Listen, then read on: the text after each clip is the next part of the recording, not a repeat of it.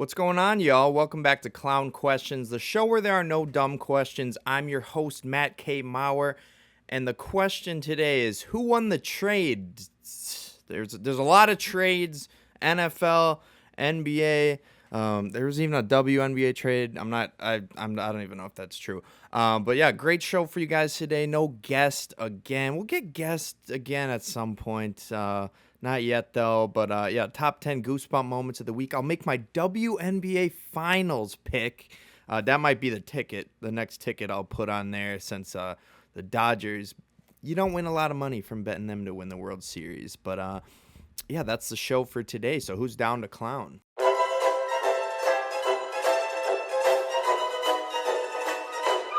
That's a clown question, bro.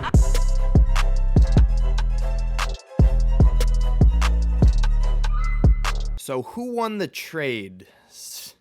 That's a lengthy answer to a lengthy question because I thought last week was Trade Mageddon. That was what I titled the thumbnail for last week's show. But there was even more trades this week, including one in football. And I'll start with the football one because that one's honestly the most impactful, even compared to all these NBA trades, in my opinion. But Monday, we had a blockbuster deal between the Pittsburgh Steelers and the Miami Dolphins.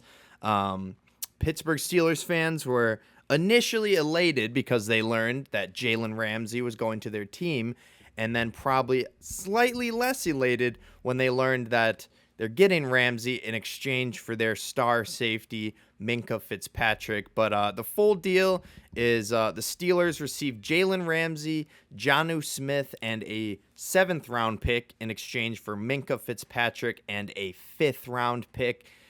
Tough to say the winner of this trade. At first, you're like, well, the Steelers got a little more. You star DB for star DB. They add in a Jonnu Smith. 5th to 7th round swap isn't that big of a deal.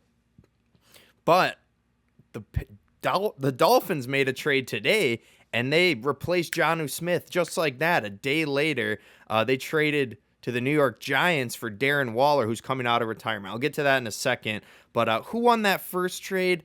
I don't know. Is it possible for a trade to be a lose-lose? I guess I would say the Dolphins won the trade because I think Minkah Fitzpatrick is the best player of those three: Ramsey, Jonnu Smith, and Minkah. But I don't know. I don't know if it's lose-lose. I've seen someone say, is this the first lose-lose trade in NFL history? I don't think so. Could it be considered a win-win? I don't know. So I do got to pick a winner here to answer my own damn question.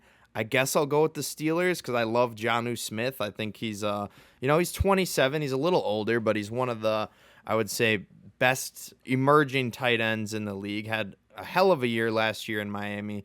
So yeah, give me the Steelers. They have a terrifying cornerback room right now. You do not want to be a wide receiver against the Pittsburgh Steelers this year.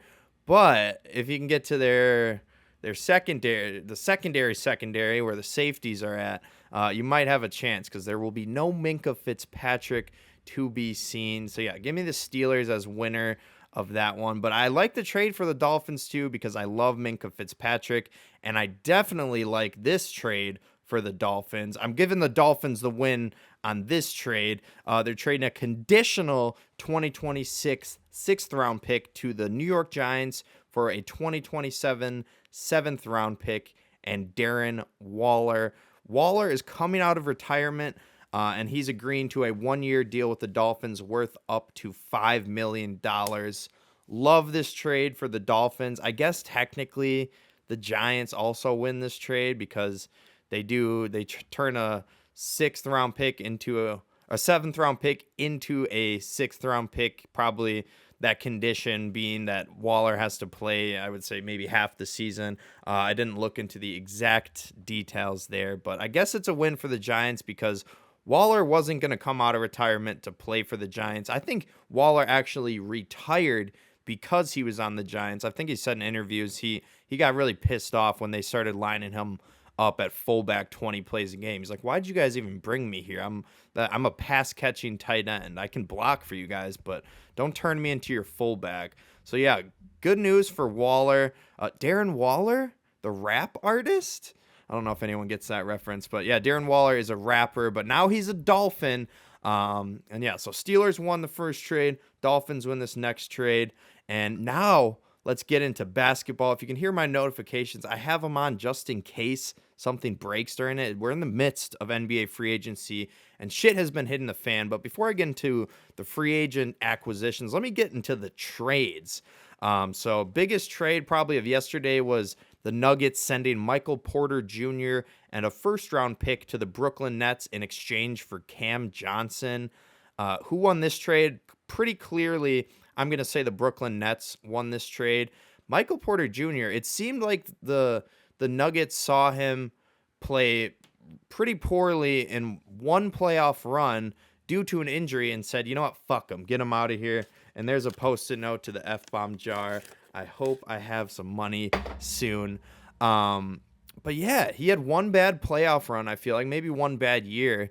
And they're like, you know what, Michael Porter, you're not a part of our future. We're going to go all in on the Murray-Jokic duo. Maybe expect Russ and Cam Johnson to kind of pick up that Michael Porter Jr. role. I like Cam Johnson, great player, but the fact that they had to package a first with MPJ to me is kind of crazy. I feel like they could have gotten more for him, but obviously his value is down. But him underperforming the playoffs, I think, was largely in part to a shoulder injury. If you watched Nuggets playoff games this year, you might have noticed that Michael Porter Jr. was wearing a diaper of some sort on his shoulder. I don't know if that was the torn labrum or what was wrong with his shoulder, if he just had an ice pack on it the whole game. But like Michael Porter Jr., half of his game is being just a lights out spot up shooter.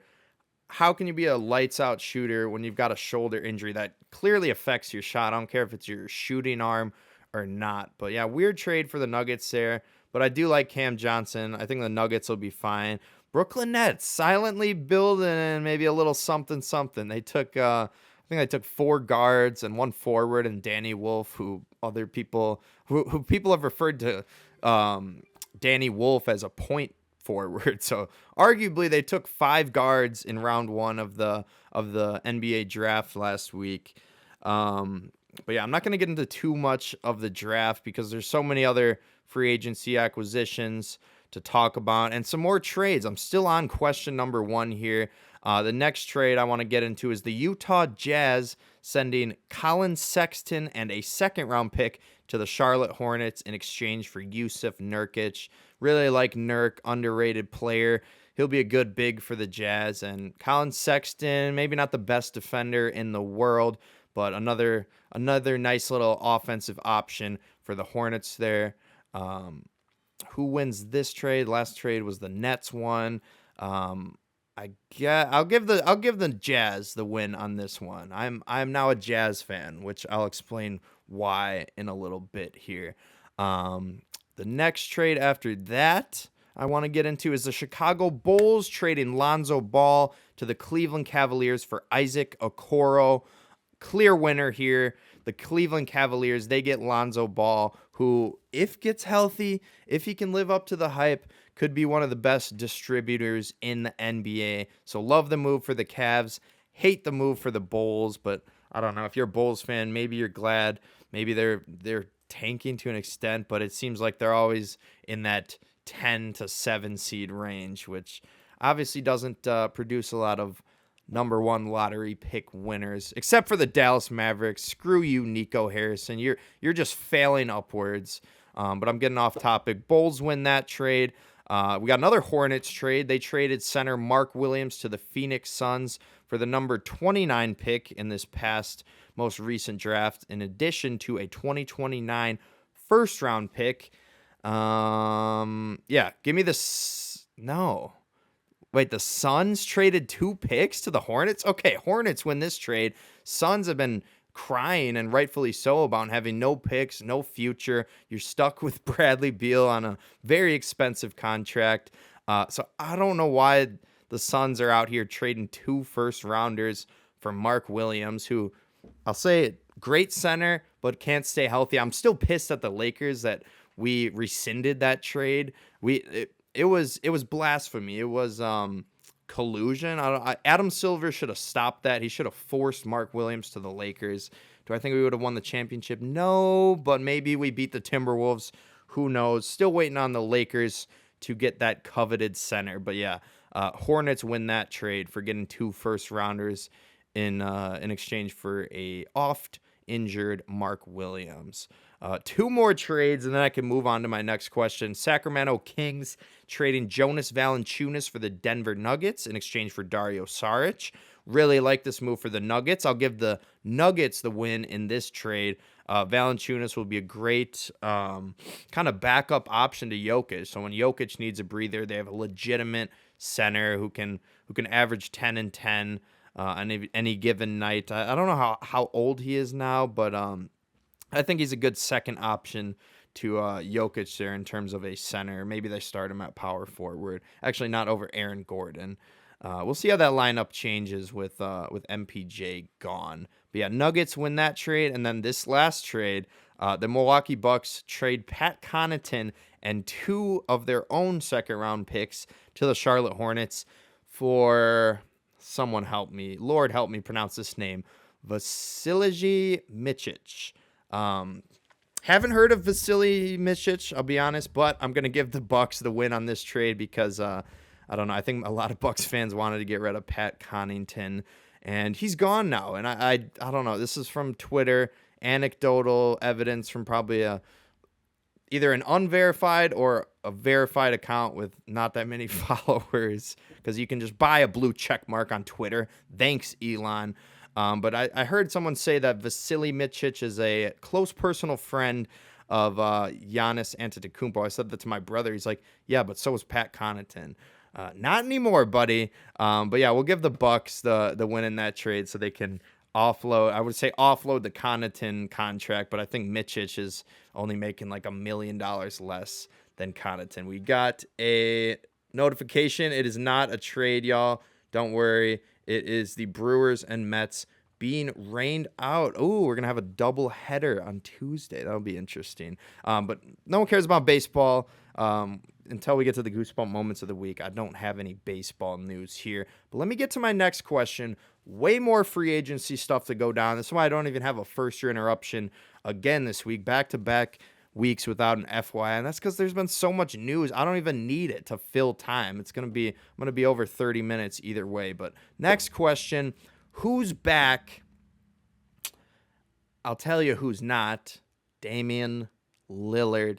Unfortunately for the Milwaukee, and I don't want to even say unfortunately, because a lot of Bucks fans are probably happy with this move. They probably think it's best in terms of both the future and their chance at contending this year. And let's face it, a depleted East with that Halliburton, that Tatum injury.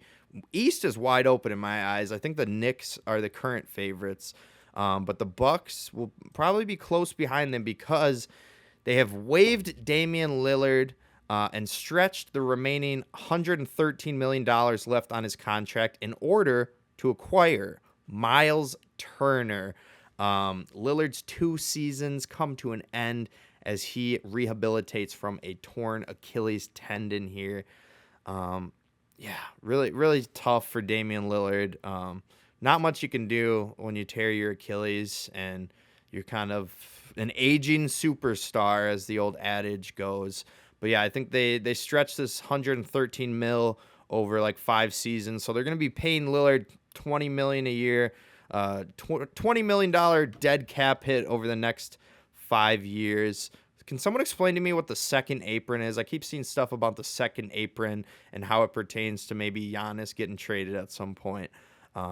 I don't. The salary cap is not real. I don't understand it, and I refuse to, unless it's, maybe I should look into it and see what the Lakers need to do to get my boy DeAndre Ayton. I'll get into that later. But yeah, Lillard's time comes to an end. He is not back in Milwaukee. Who is back in Oklahoma City? Not that he was ever going to leave. NBA MVP Shai Gilgeous-Alexander. He agrees to a 4-year, $285 million super max contract extension.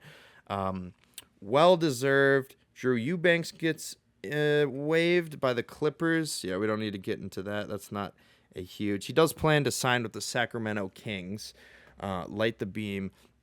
But yeah, hats off to Shea. I think first player to ever win MVP, Finals MVP, and what was the other one? A championship, all in the same year.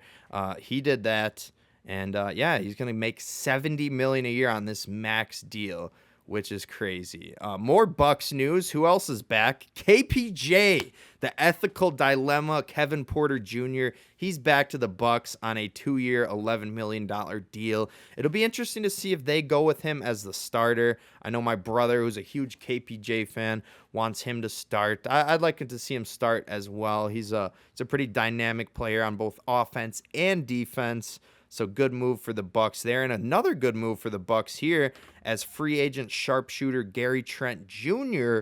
returns to the Bucks on a 2-year, $7.5 million deal. It does include a player option. But yeah, the Bucks make an effort to retain Gary Trent. Who could forget the Gary Trent Jr. game against the Pacers? And I'm not talking about the one that he low-key lost for him. But regardless, 2 good moves for the Bucks there.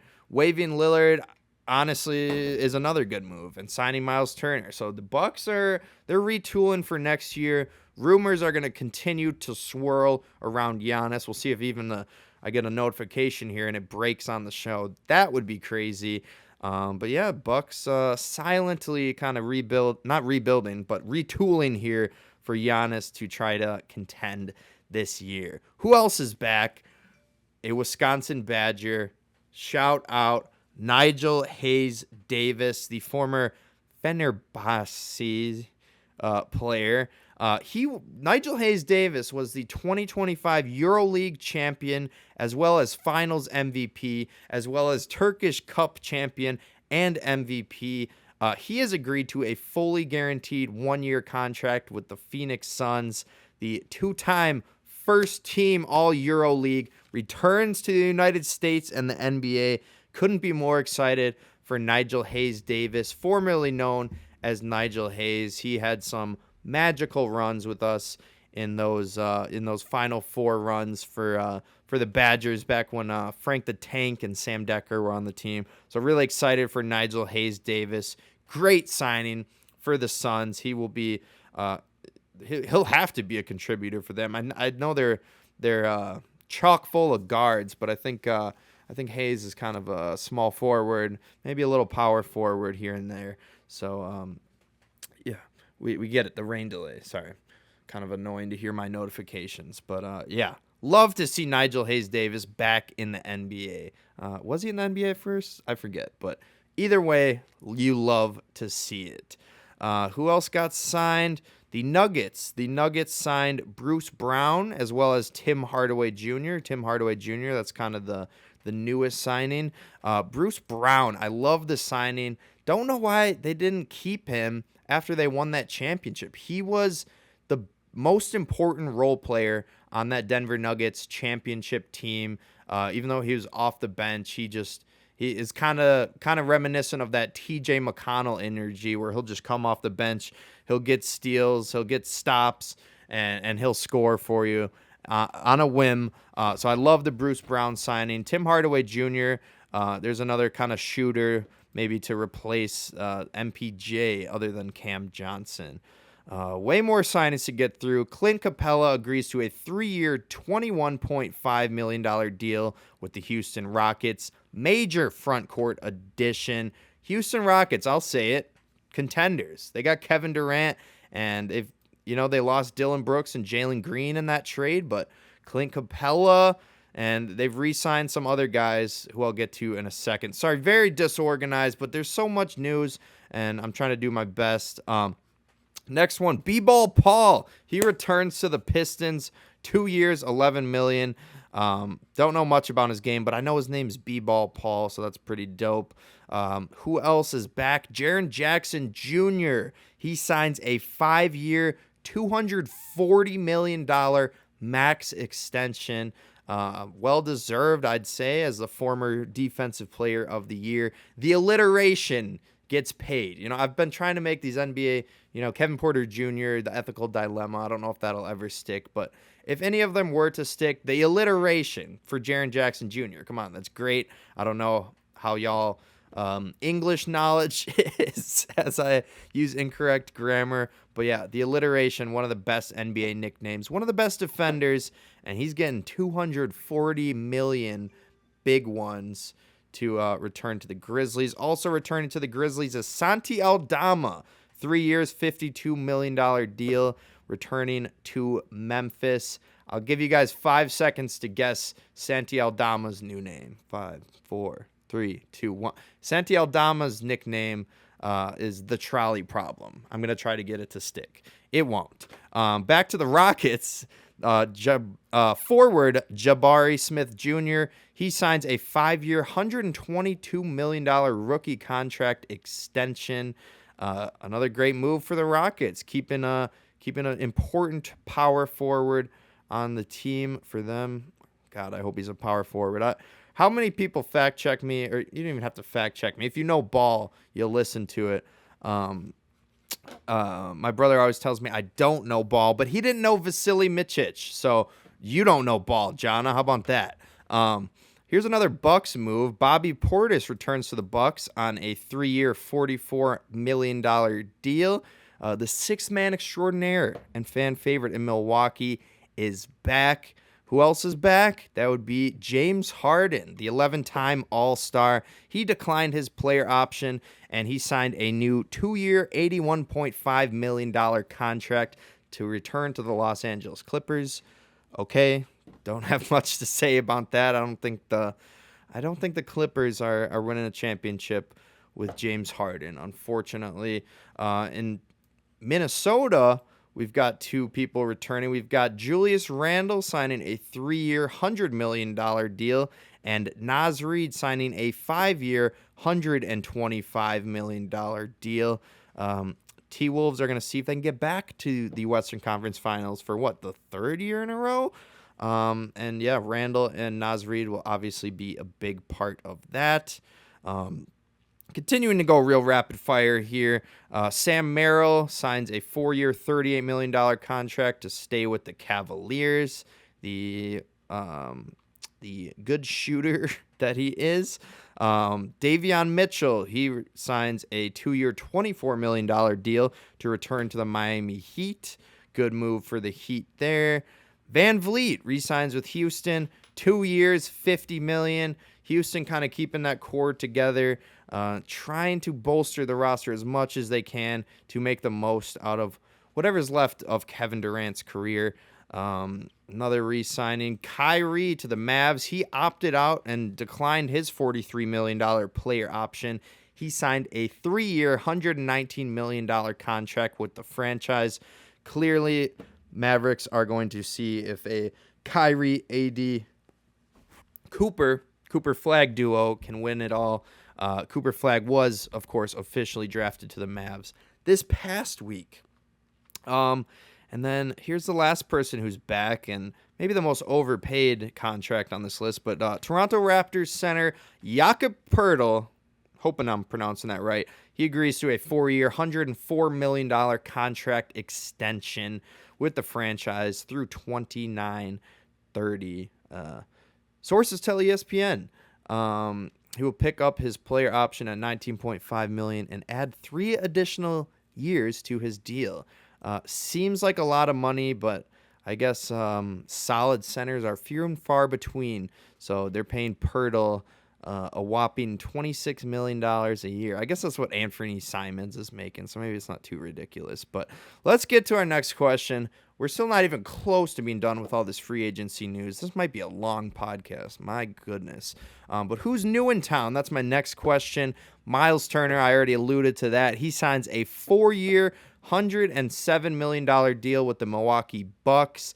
They obviously waived Damian Lillard to make room in the salary cap for Turner here. And I got to say, I was kind of happy about this move, not because I'm a Bucks fan, but because I was worried the Los Angeles Lakers were going to sign him. This statement could definitely come back to bite me in the ass because I'm a spoiled Lakers fan, and who I want right now is DeAndre Ayton. I think he's a better rebounder and defender than Turner. So I'm kind of glad he's on the Bucks. But if we don't get Ayton, then yeah, we might be in trouble with Jackson Hayes starting again. No offense, Jackson. Let's get into some more signings. Nickeil Alexander-Walker. He has agreed to a 4-year, $62 million deal with the Atlanta Hawks. Good signing for the Hawks. Side note, wouldn't it have been way cooler if Nickeil Alexander-Walker's name was Nickeil Walker Alexander? Because that way, his nickname could be NWA. Come on, that would be pretty cool. You guys got to admit. Here's some more news for y'all. Free agent center Brook Lopez agrees to a 2-year, $18 million deal with the Los Angeles Clippers. Bucks fans rejoice. I think Bucks fans were huge fans of him during the championship run, of course. Splash Mountain, he became a legend, but as of late, people... as Goose's Looser put it on X today, Brook Lopez is allergic to rebounding. His words, not mine. Speaking of someone who's not allergic to rebounding, Kevon Looney, he signs with the Pelicans. Interesting signing there. Don't hate it. This one, I guess I didn't love it at first, but now that I think about it, it's only $10 million a year. Luke Cornett signing with the San Antonio Spurs. 4 years, $41 million. Not a bad deal for the Spurs there. And we don't know. I mean, when Victor Wembanyama is a monk now, so he's probably back and healthy. He probably with becoming a monk, probably cleared all of his blood clots out of his system. But if he misses any time, Cornette is a solid backup to have there. Solid role player, can rebound, can defend, can block the shit out of shots. Who could forget the Luke Cornett game in the Knicks-Celtics series, these playoffs? Don't worry, I got way more for you guys. Karis LeVert, 2 years, $29 million to sign with the Detroit Pistons. Good little option for the Pistons there. Pistons, I think, are going to be sneakily good again next year. Free agent guard Ty Jerome signs a 3-year, $28 million deal with the Grizzlies. I can't tell if the Grizzlies are like balling out and making a lot of good moves in free agency, or if I just got all the news back to back to back. So I'm like, oh, I kind of like what the Grizzlies are doing. I think it's more of that I saw all of their news so closely clumped together that I'm like, damn, Grizzlies going all out. But excuse the F out of me. But yeah, Grizzlies making some decent moves here. Hopefully they don't get blown out by the Thunder in round 1 this next year. Couple more signings. Deloading D'Angelo Russell, the former Laker. He is a Maverick now. 2 years, $13 million deal. Good luck, Mavericks fans. Welcome to the D'Angelo Russell experience. If you're not familiar with the D'Angelo Russell experience, it's very similar to the Dion Waiters experience. And if you're not familiar with that, you don't know ball. Not to say that I do. My own brother doesn't believe I know ball, but I try to. I'm learning, y'all. I know WNBA ball. That's what I know. I'll give my finals pick at the end of this. 2 more here. Dorian Finney-Smith to the Rockets. See, these Rockets, they keep on coming. They keep signing more players. They are going all in, of course, with Kevin Durant. They don't know, how many more years he'll play. So they're spending all of their money right up front. Dorian Finney-Smith gives them a nice forward, nice defender, great spot-up shooter. Love the move for the Rockets. And this move, I don't have too much to say about it, but free agent forward Gary Harris agrees to a 2-year deal with the Milwaukee Bucks. The Bucks continue to fortify this roster with a veteran wing who played key rotational roles for playoff teams in Denver and Orlando. Can you guys tell that for some of these I'm just directly reading a Shams Charania tweet? Because I thought it was fairly obvious. But yeah, those are all the signings. Let's get into, still got a couple more questions. Damn, this might be too long of a show. But who's gambling? Who's gambling is the next question. Not Terry Rozier. Terry Rozier was under investigation recently, but he has been cleared of his role in a betting scandal. So big ups to Terry Rozier. That was fake news, but he's not gambling. You know who is gambling? Potentially.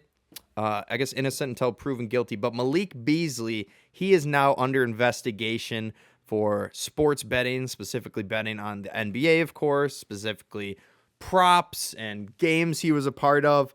And people keep finding these interesting, kind of weird little highlights of Malik Beasley. Like, wait, what was the spread of this game? Because he was guarding Tyrese Halliburton and he didn't even move. Halliburton ran right past him. Someone's like, well, he had Halliburton's over on points. There's another game where there's 5 seconds left.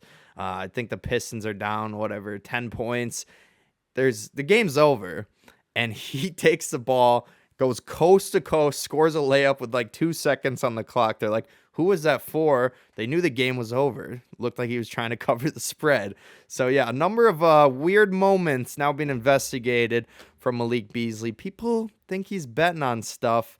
I don't know. He might be gambling. Terry Rozier is not, though. But yeah, we'll follow up on that Malik Beasley because he's probably Shohei Ohtani, Pete Rose. But in terms of NBA, he might be one of the more high-profile players to be under investigation for gambling. He's not a high-profile player. I think he's the best player to be investigated for gambling. So we'll see where that goes.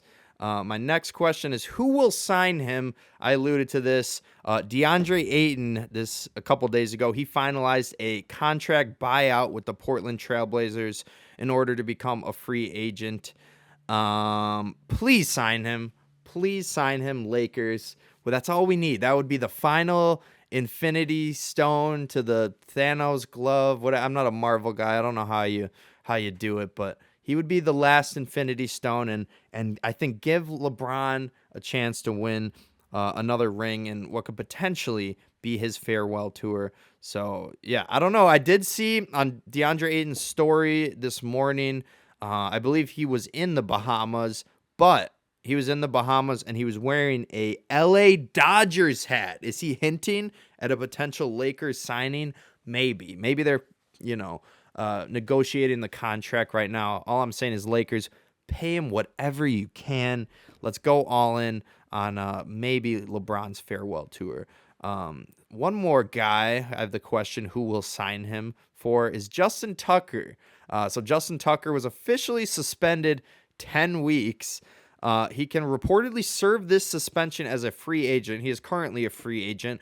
No one wants to pick him up. No one wants a media shitstorm with your kicker. Your kicker, is your kicker important enough to deal with all that media scrutiny? Probably not, but I think a better question is your kicker so bad that you'd be willing to deal with it? And I think we'll get that answer midway through the NFL season. I do expect Tucker to serve all 10 weeks of this suspension as a free agent, and then depending on injuries or if we have poor kicker performances, we could potentially see someone sign him. But yeah, the funny thing here, of course, is Tucker was suspended 10 weeks for basically the same thing that Deshaun Watson did. And Deshaun Watson was, I believe, suspended 12 or 13 weeks. So it's like Justin Tucker is officially 2 games less bad of a human than Deshaun Watson. But yeah, we'll see where Tucker ends up. Probably in jail. Last question for y'all. Who got the steal of the draft? I got to talk a little NBA draft. Of course, Cooper Flagg goes number 1, but who got the steal of the draft is my question. And of course, that team is the Utah Jazz. And you know why? Because they got my man, our guy, Wisconsin Badger, John Tonje in round 2. I was anxiously waiting to see if he would get drafted, and he is getting drafted. I wonder how awkward that effed it up as I do. You guys know the drill. Sometimes I plug in my camera mid-show because I'm unprofessional. But steal of the draft, John Tonje. Really excited to see him on the Utah Jazz. I am now a Utah Jazz fan. Lakers are still my number 1 team, but I don't know. I felt a little lost after, LeBron could potentially retire in a year or two here. I've thought about, maybe I'll just keep rooting for Bronny. Bronny doesn't get on the court a whole lot, so that might not be as fun to watch. Although it's not, well, we don't know how much Tanjay will get on the court, but I think he's going to prove the doubters wrong and get a lot of playing time in Utah. But of course, the real steal of the draft wasn't John Tanjay. It was Ace Bailey. Ace Bailey goes 5th overall to the Utah Jazz. Ace Bailey didn't work out with a single team. I think he canceled his workout with the 76ers, who could have picked him at pick 3. He slid down. Apparently, Ace wanted to go to the Wizards or someone like that. I believe he explicitly stated at some point, or maybe this is just a rumor, that he did not want to go to the Utah Jazz. The Utah Jazz said, screw that. We're drafting you. You should not be. This is a huge value pick at 5. You should have been a top 2 or top 3, maybe top 2 pick in the draft, and we got you at 5. So, yeah, steal of the draft. The Utah Jazz got both of them, the steal of the draft in Ace Bailey and the steal of the draft in John Tanjay. As I said before, no first interruption this week, but let's do our top 10 Goosebump moments of the week. Unfortunately, the Brewers are on the receiving end of number 10. It is Orlando Arcia hitting a game-tying homer against his former team, my current team, the Brewers. It's Orlando Arcia, the last chance for Colorado. And this ball is well hit to left field. It is gone! How about that? Orlando Arcia has tied it up. 2 outs in the 9th inning against his former club. Number 9, John Mauer, my little brother with an eagle. Bet you weren't expecting to see him here. Give it to him. Give it to him. God. Give it to him!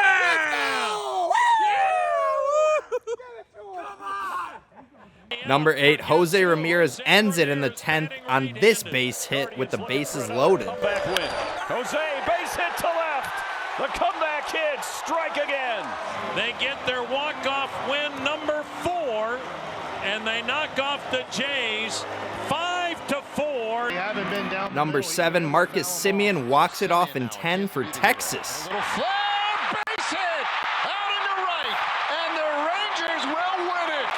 For the 6th time in Semien's career, he delivers the walk-off hit, and the Rangers even the series. Number 6, Gavin Lux walks it off in the 11th to win it for Cincy. Center field, down for a hit. De La Cruz scores, and the Reds win. The Reds secure the series against the Yankees. Cincinnati has won 12 of 7. Number 5, Will Benson electrifies Cincinnati on this walk-off single. Right field, walk-off winner. And the Reds walk off with a series victory over the Padres.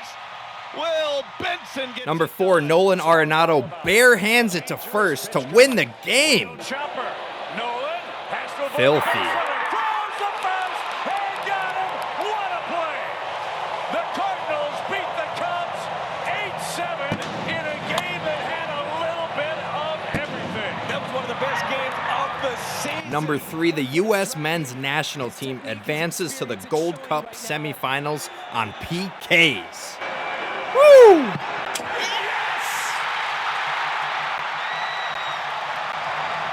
Number 2, Honduras advances to the Gold Cup semis on PKs. With a trip to the semifinals at his feet, and improbably from a 6-0 loss in the group stage, Honduras is moving on to the semifinals. Number 1 moment of the week, Christian Moore hits a walk-off homer without even realizing it. Pretty deep. What? Back. It's over his head. It's off the wall. It might be a home run. Moore's racing on his way to third. The game is tied at least as Moore has a triple, and I think he's won it. Save it to the Red Sox. It's a home run. Sebo says, see you later. They know it's gone. It is gone. Wow.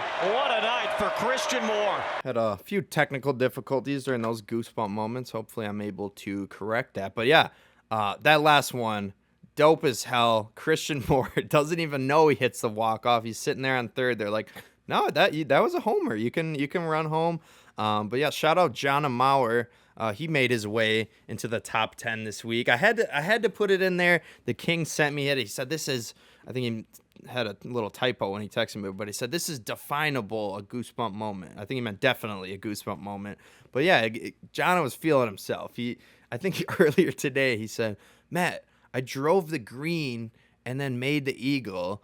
That's DeChambeau shit. He compared himself to Bryson DeChambeau, but hey, they were playing a scramble. He got an eagle. Both shots were himself, so impressive. So I had to put you at number 9 in the top 10 this week. Gold Cup could be interesting. I hope Honduras and the U.S. advance again, and I hope it ends in PKs with the U.S. winning, because that would be poetic. But let's finally finish out the show here with my WNBA Finals pick. I was tempted to go Caitlin Clark and the Fever, and I am. I just don't have them winning. My pick will be the Minnesota Lynx over the Indiana Fever in 7 games. I love Caitlin Clark, but Nafisa Collier, she has been a bucket this year. She's averaging 24, 8, and 4.